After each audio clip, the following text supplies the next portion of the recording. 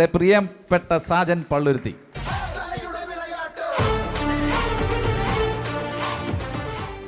സാഞ്ചേട്ടാ, എങ്ങനെയുണ്ട് പള്ളുരുത്തിയിലൊക്കെ? പള്ളുരുത്തി മാത്രമല്ല, എല്ലാ സ്ഥലത്തും ഇപ്പം നല്ല കാലാവസ്ഥയാണ്. പള്ളുരുത്തിയിൽ പക്ഷേ ഇത്തിരി കൂടുതലാണെന്ന് പറഞ്ഞിട്ടു. അത് മേഘസ്ഫോടനം നടന്നതുകൊണ്ട് കളപ്പശ്ശേരിയിലും പള്ളുരുത്തിയിലും കുറച്ച് വെള്ളം ഇത്തിരി കൂടിപ്പോയി. ഉള്ളൂ. അതാണ് എത്ര ഉള്ളൂ. പിന്നെ എന്തൊക്കെയുണ്ട് വിശേഷം? സുഖമായിരിക്കുന്നു. ഇവിടെ നടന്ന മത്സരങ്ങൾ നമ്മൾ കാണുമ്പോൾ നമുക്ക് തോന്നുന്നത്, ആ പ്രായത്തിലെത്തി നിൽക്കുമ്പോൾ നമുക്കിതുപോലെയൊന്നും പെർഫോം ചെയ്യാൻ ഒരു പ്ലാറ്റ്ഫോമും ഉണ്ടാവില്ല, കാണാൻ ഓഡിയൻസും ഉണ്ടാവില്ല, ഈ പറയുന്ന വാക്കുകളൊന്നും ഓർമ്മയിലും ഉണ്ടാകില്ല. അത്രയ്ക്കും ചില സാധനങ്ങൾ, ചില സംഭവങ്ങൾ നല്ല ഓർമ്മയിലെത്തി അവരവതരിപ്പിക്കുമ്പോൾ കാണാനൊരു സുഖമുണ്ട്. അതെ, ഞാനങ്ങോട്ട് പോയിക്കോട്ടെ. വേറൊന്നുമല്ല, സാഞ്ചേട്ടൻ വർത്താനം പറഞ്ഞു തുടങ്ങിയ പിന്നെ ഞാൻ നിന്നിട്ട് കാര്യമില്ല. ഞാൻ ഒരു സ്റ്റാൻഡപ്പ് കോമഡി പോലെ അങ്ങ് പൊളിച്ചോ. ഞാൻ ദേ പോണു. ഞാൻ പറയുന്നത്, മിമിക്രി എന്ന അനുകരണ കല, ഏറ്റവും വലിയ അനുകരണ കലയാണ് മിമിക്രി. മിമിക്രി എന്ന് പറയുന്നത് ഹാസ്യമായിട്ട്, ആക്ഷേപമായിട്ട് ഒക്കെ നമുക്ക് നന്നായിട്ട് അനുകരിക്കാൻ കഴിയും. ആക്ഷേപഹാസ്യ അനുകരണ കലയാണ് യഥാർത്ഥത്തിൽ മിമിക്രി. 80 കാലഘട്ടങ്ങളിൽ അൻസാറും പ്രസാദും സിദ്ദിഖ് ഇക്കയും ലാലേട്ടനും അടക്കമുള്ള നിരവധി ആളുകൾ തുടക്കം വെച്ച്, അതിനു മുമ്പ് ഞാൻ 3 മൊസ്കിറ്റോസ്, ഫാസിലിക്ക, നെടുമുടി വേണുചേട്ടൻ, അതുപോലെ തന്നെ ആലപ്പി അഷറഫ് അടക്കമുള്ള ആളുകൾ തുടക്കം കുറിച്ച 80-ന് നിറവിൽ നിൽക്കുന്ന ആ നല്ല സമയം മുതൽ ഇങ്ങോട്ട് അവർ ആരംഭിച്ചു വെച്ച രണ്ടുപേര് തമ്മിലുള്ള മിമിക്രി ഇന്ന് കാണുന്നത് പോലെ, അതിനുശേഷം മിമിക്രി പിന്നെ മിമിക്സ് പരേഡ് ആകുന്നതും വെള്ളക്കർട്ടൻ്റെ മുമ്പിൽ ജുബ്ബയിട്ടുകൊണ്ട് അവരവതരിപ്പിക്കുന്ന, ബാക്കി യാതൊരുവിധ അത്ഭുതങ്ങളുമില്ലാതെ മനോഹരമായി അവതരിപ്പിച്ച മിമിക്സ് പരേഡാണ് പിന്നീട് അതിൻ്റെ ഗിമിക്സായിട്ട് നിങ്ങളുടെ മുമ്പിൽ ഇന്ന് ഏറ്റവും കൂടുതൽ നിറഞ്ഞു നിൽക്കുന്നത്.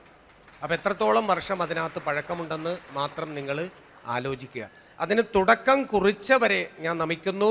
കാരണം അതിനുശേഷം അത് തൊഴിലാക്കിയവർ, അതിനെ സ്നേഹിക്കുന്നവർ, അത് ഉപജീവന മാർഗമാക്കിയവർ നിരവധി ആളുകൾ, അതുകൊണ്ട് തന്നെ പേരും പ്രശസ്തിയിലെത്തിയ ആളുകൾ നടനാകാൻ വന്നു, അതിൻ്റെ പ്രൊഡ്യൂസറാകാൻ വന്നു, നടനും തിരക്കഥാകൃത്തുമാകാൻ വന്നു, അത് സൂപ്പർ സ്റ്റാറായി എന്ന് പറയുന്നത് പോലെ നിരവധി ആളുകളെ സംഭാവന ചെയ്യാൻ മിമിക്രി എന്ന് പറയുന്ന കലയ്ക്ക് സാധിച്ചു എന്നതാണ് അതിൻ്റെ ഏറ്റവും വലിയ ഉദാഹരണം.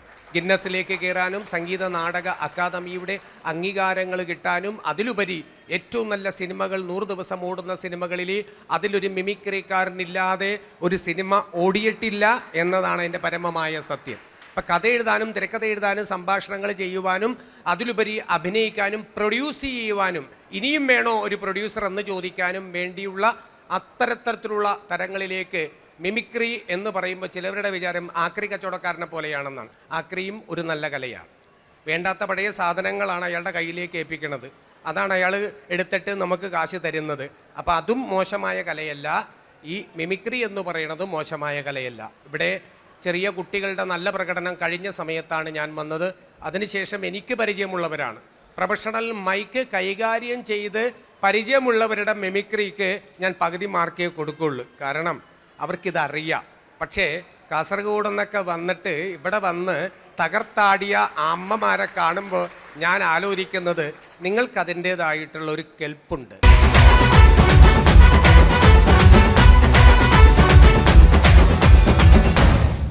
അടുത്ത ടീം അംഗങ്ങളെ നമുക്ക് ഇതിലേക്ക് സ്വാഗതം ചെയ്യാം. ചങ്ങനാശ്ശേരി ലെജൻസിനെ വേദിയിലേക്ക് ക്ഷണിക്കുകയാണ്. ചങ്ങനാശ്ശേരി ലെജൻസ്. അയ്യോ ചേട്ടോ, എന്നാണ്ട്? അടിച്ച് നല്ല സെറ്റായിട്ട് നിൽക്കുക അല്ലേ? ഞാൻ ഭയങ്കര സെറ്റപ്പാ, മനസ്സിലായോ? അടിച്ച് നല്ല സൈക്കായിട്ട് നിൽക്കുവാണല്ലോ. ആരാണോ പറഞ്ഞത് ഞാൻ സൈക്കോയാന്ന്? അതിവിടെ നാട്ടിലെല്ലാരും പറയുന്നുണ്ടല്ലോ. അയ്യോ, നീ രാവിലെ എവിടെ ഈ പാൻറ്റും കോട്ടും? എനിക്കൊരു പ്രോഗ്രാം ഉണ്ടായിരുന്നു. എന്നാ പ്രോഗ്രാം? ഞാൻ മിമിക്രി ആർട്ടിസ്റ്റ് അല്ലേ. ആര്, നീയോ? ആ അതെ. ഒന്ന് പോടാ എഴുന്നേറ്റ് അവിടുന്ന്. അതെ ചേട്ടാ, എല്ലാം മിമിക്രി കാണിക്കാനാ? ഞാൻ സിനിമാ താരങ്ങളുടെ ശബ്ദമൊക്കെ ചെയ്യുന്നില്ലേ. നീ ടി വിയിലൊക്കെ പരിപാടി ചെയ്യുന്ന? പിന്നെ എത്ര തവണ? എന്നാ നീ ഒരു 2-3 നടന്മാരെ സൗണ്ട് എന്ന് പറഞ്ഞാടാ. പിന്നെ ഈ റോഡിൽ വെച്ച സൗണ്ട് ചെയ്യുന്നത് പോ ചേട്ടാ. എടാ, ഒരു കലാകാരനോട് ചോദിച്ചാൽ അവൻ കറക്റ്റായിട്ട് റോഡിലാണല്ലോ എവിടെയാണ് നമ്മൾ പ്രോഗ്രാം ചെയ്യണം. നീ ഏതെങ്കിലും 2 നടന്മാരെ സൗണ്ട് എന്ന് പറയാമോ? ചെയ്യണോ? ആ ചെയ്തേ. ആദ്യം നമുക്കെന്നാ ചേട്ടൻ തമിഴ് സിനിമയൊക്കെ കാണുമോ? എടാ, വിജയ് എനിക്ക് ഭയങ്കര ഇഷ്ടമാണ്. ആണോ? സത്യമായിട്ടും. എന്നാ വിജയുടെ ശബ്ദം ചെയ്താലോ? അന്ന് വിജയോടും ചെയ്ത് സംഭവം ചെയ്തേ. ഏട്ടാ മോനെ, good morning, good morning, good morning. ഇതൊന്നൊക്കെ നായി മാറുക. പോലീസ് കണ്ണൊക്കെ പൊണ്ണുങ്ങൾക്ക് കഷ്ടം തയ്യോ. കഷ്ടപ്പിടിച്ച് കാതലിച്ച് 6 மாதம் கன்வியூஷன். அந்த காஃபி குடிக்கிற நேரத்தில் உங்கள் ஆளுக்கு வந்து கிளஞ்சிட்டேன். அங்கே லவ் சீனும் பதில் கட்டு சுருமான எனக்கு ஃபைட்ஸ் ஒன்றும் பேச இல்லை. என்னடா சொன்னீங்க?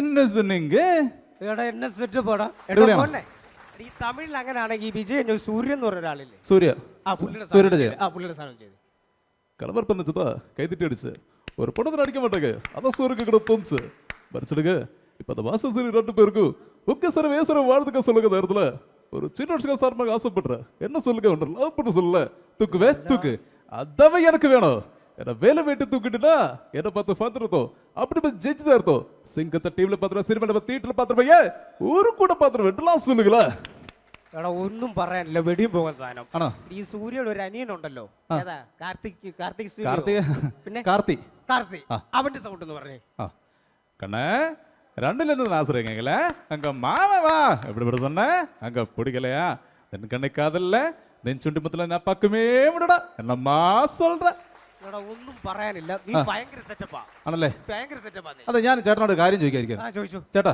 ചേട്ടൻ എന്റെ വീടിന്റെ തൊട്ടപ്പുറത്ത് വീട്ടിലെ മനോജിനെ വെറുതെ എന്തിനാ തല്ലിയത് എടാ അതിന് കാര്യമുണ്ടെന്ന് എന്നാ കാര്യം ഓ ചേട്ടൻ ഒരു കാര്യം പറയണ്ട ചേട്ടന്റെ വീട്ടിൽ എന്തെങ്കിലും ഒരു പ്രശ്നം ഉണ്ടെങ്കിൽ അതായത് ആദ്യം ഓടിത്തുന്ന ആരാ ഈ മനോജ് അല്ലേ വീട്ടിലേക്ക് എന്തെങ്കിലും ഒരു പാല് വേണമെങ്കിൽ ആരാ ആദ്യം ഓടിത്തുന്നത് ഈ വീട്ടില് തൊട്ടപ്പുറത്ത് മനോജ് പിള്ളേർക്ക് ആശുപത്രി പോകണമെങ്കിലോ ഈ അപ്പുറത്തെ വീട്ടിലെ മനോജ് ചേച്ചിയും കൂടെ ആശുപത്രി പോകണമെങ്കിലോ ആരാ അപ്പുറത്തെ വീട്ടിലെ മനോജ് തന്നെ വരണ്ടേ അപ്പൊ ഒരു കാര്യം നാട്ടുകാർ ചിന്തിക്കണം ഞാൻ അവിടെ വീട്ടിലില്ലാത്തപ്പം എന്റെ കൂടെ പെണ്ണുപിള്ളിക്ക് കൂട്ടിരിക്കുന്നത് അപ്പുറത്തെ വീട്ടിലെ മനോജ് അവർക്ക് ഒരു പനി വന്നു കഴിഞ്ഞാൽ ആശുപത്രി കൊണ്ടുവന്ന് അപ്പുറത്തെ വീട്ടിലെ മനോജ് എടാ തിയേറ്ററിൽ വരെ പോകുന്നതാരാ അപ്പുറത്തെ വീട്ടിലെ മനോജ് നീ എന്റെ മൂത്തമ്മൻ രമേശിനെ കണ്ടിട്ടുണ്ടോ അതും തന്നെ മനോജ്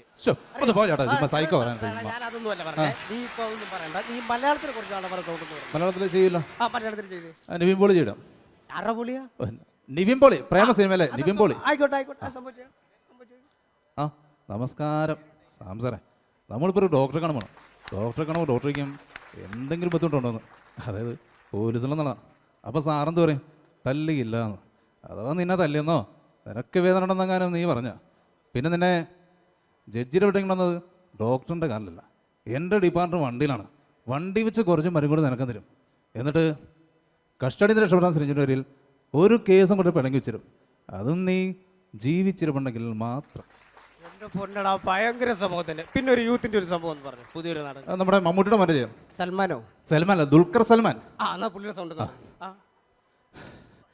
അതാടാ ഞങ്ങൾ തെരുവട്ടികൾ കുടവുകളില്ല പക്ഷെ തമ്മി കൂറുണ്ട് ചത്തല ഞങ്ങളൊക്കെ കേട്ട പിന്നെ നിന്റെ ഒരാളെ സിറ്റി അതിന് വലിയ ഉറപ്പൊന്നുമില്ലടാ അത് നിൽക്കുന്നതേ കമ്മടി പാടുന്നില്ല ചതുവില അത് കെട്ടിപ്പൊക്കെ കല്ല് സിമെന്റ് കൊണ്ടൊന്നുമില്ല കറുത്ത കട്ടുപിടിച്ച ചോര ഉണ്ടാ ഗംഗയുടെയൊക്കെ ചോരയ്ക്ക് ചോര വിളി കേട്ടടാ എടാ ഇത് ഭയങ്കര സംഭവം തന്നെ എടാ ഇത്രയും ഈ പ്രോഗ്രാം ചെയ്തിട്ടും ഈ നമ്മുടെ അമ്പലത്തിലും ക്ലബിലൊന്നും നിന്റെ പരിപാടി വെക്കാൻ ഞാൻ കാര്യം എന്താണ് പരിപാടി വെക്കാത്തിന്റെ കാര്യോ എന്റെ പൊന്നു ചേട്ടാ നമ്മുടെ ഇവിടുത്തെ മാടപ്പള്ളി അമ്പലത്തിലെ പരിപാടിക്ക് ചേട്ടൻ എന്ത് പരിപാടി കാണിച്ചത് ഞാൻ എന്നെ പരിപാടി എന്നെ അവിടുത്തെ ആനക്കാരോട്ട് ഭയങ്കര പ്രശ്നമായിരുന്നല്ലോ ആനയുടെ ചെവിയിൽ കൊണ്ട് പശയാണ്ട് ചേട്ടൻ പറഞ്ഞ ഭയങ്കര പ്രശ്നമായിരുന്നു ചേട്ടൻ ഞങ്ങൾ അന്നത്തെ പരിപാടി മൊത്തം ആരംഭിച്ചു അതിന്റെ സംഭവം എന്താണെന്നറിയോ ഞാൻ അടിച്ച് സെറ്റായിട്ട് അവിടെ വരുന്നു അല്ലെങ്കിൽ എപ്പോഴും സെറ്റ് ആണല്ലോ ചേട്ടൻ എടാ അത് ഞാൻ പറയുന്നത് ആന സെറ്റായിട്ട് അവിടെ നിൽക്കുന്നു ഞാൻ സെറ്റായിട്ട് വരുന്നു ആന എന്റെ മുന്നിൽ നിന്ന് ഇങ്ങനെ ചെവി കാട്ടുന്നു ഞാനൊന്നും മടിച്ചില്ല ഞാൻ കുറെ ഫെവിക്കിക്ക് പശ എടുത്ത് ആനയുടെ ചെവിയിൽ അങ്ങ് പൊട്ടിച്ചങ്ങ് വെച്ച് എന്തിന് എന്റെ മുന്നിൽ ആരും ഒന്നും ആട്ടുന്നത് എനിക്ക് ഇഷ്ടമല്ല വേറെ സംഭവം എന്നെ സൈക്കോ എന്ന് പറയുന്നത് ചേട്ടൻ സൈക്കോ തന്നെ എടാ നീ ഇത് കാര്യം ചെയ്തേ നീ ഇവിടെ പുതിയ പിള്ളേരെ കുറച്ച് പുതിയ പിള്ളേരെ കുറച്ച് സൗണ്ട് പറയണം നമുക്ക് ആസിഫിലൂടെ ഇത് എന്റെ കുടുംബം അച്ഛൻ പഞ്ചാബി അമ്മ മലയാളി നടക്ക് നീക്കുന്ന ഞാൻ ബാക്കിയുള്ള പെങ്ങന്മാരാ ഒരു കളവ് 10ാം വയസ്സില് കൂട്ടുകാരൻ്റെ ആളെ നോക്കിയത് ബാപ്പുജി ഇറക്കിയത് ബാഗ് എന്ന് കുറച്ച് പടം മുഴിച്ചു ഒരു സൈക്കിൾ വാങ്ങാൻ ഇപ്പൊ തല്ല് കിട്ടും ചെയ്തു പിന്നെ അന്നത്തെ വേദനയും അവമാനവും എല്ലാം കൂടെ ഇപ്പോ എന്റെ പൊട്ടതിക്കാൻ നാട് വിട്ടു എടോ താനും വരുന്നുണ്ടോ ഒരു ധൈര്യത്തിന് സൂപ്പർ സംഭവമായിരുന്നു ഞാൻ പോവാ ചേട്ടാ അതൊക്കെ പോട്ടെ ചേട്ടാ മോൻ വരട്ടെ ഞാൻ ഒരു കാര്യം എന്നെ സംഭവം ചേട്ടാ ഈ അമ്മായിച്ചന്റെ വീട്ടിൽ എന്ത് പരിപാടി കാണിച്ചത് അവിടെ ഉറുതുണിയില്ല അവിടെ നിൽക്കുന്നുണ്ടല്ലോ ആ പട പ്രശ്നം ഉണ്ടാക്കിയില്ല ചേട്ടൻ എടാ അതെന്റെ കുഴപ്പം കൊണ്ടല്ലെന്ന് എന്നത് എടാ എന്റെ അളിയൻ സുനിയില്ലേ സുനി അവന്റെ കുഴപ്പം കൊണ്ടാ എന്ത് എടാ സംഭവം എന്താന്ന് വെച്ച് കഴിഞ്ഞാൽ എടാ അമ്മായിച്ച മരിച്ചു കിടന്നപ്പം ബോഡി പതപ്പിക്കാൻ വെള്ളമുണ്ടില്ലാത്തതുകൊണ്ട് അളിയ ഇങ്ങോട്ട് വന്നെന്നും പറഞ്ഞ് എന്നെ അവൻ ആ മതിലിന്റെ അപ്പുറത്ത് കൊണ്ടുപോയിട്ടുണ്ടല്ലോ എന്റെ വെള്ളമുണ്ട് ഊരിക്കൊണ്ട് അവൻ ഒറ്റ പോക്കായിരുന്നു എന്നിട്ട് അപ്പൊ നാട്ടുകാർ വിചാരിച്ച എന്നാ ഞാനും ഈ മരിച്ചു കിടക്കുന്ന അമ്മായിച്ചും തമ്മിൽ വഴക്ക് പിടിച്ചോണ്ടാ ഞാൻ ആ മതിലിന്റെ അപ്പുറം നിൽക്കുന്നത് ഇത് കണ്ടുകൊണ്ട് കോംപ്രമൈസ് ചെയ്യാൻ വേണ്ടി അവന്റെ ഭാര്യ സരള കൊണ്ടല എന്റെ മുന്നിൽ വന്നിട്ട് കാറിക്കൊണ്ട് ഓട്ടമായിരുന്നു അറിയാവോ അന്നുകൊണ്ട് ഞാനൊരു പാഠം പഠിച്ചു എന്ത് പാഠം ആൾക്കാരത്ത് കൂടുന്നു ചെല്ലുമ്പോ ഷഡ്ഡി ഇടണമെന്ന്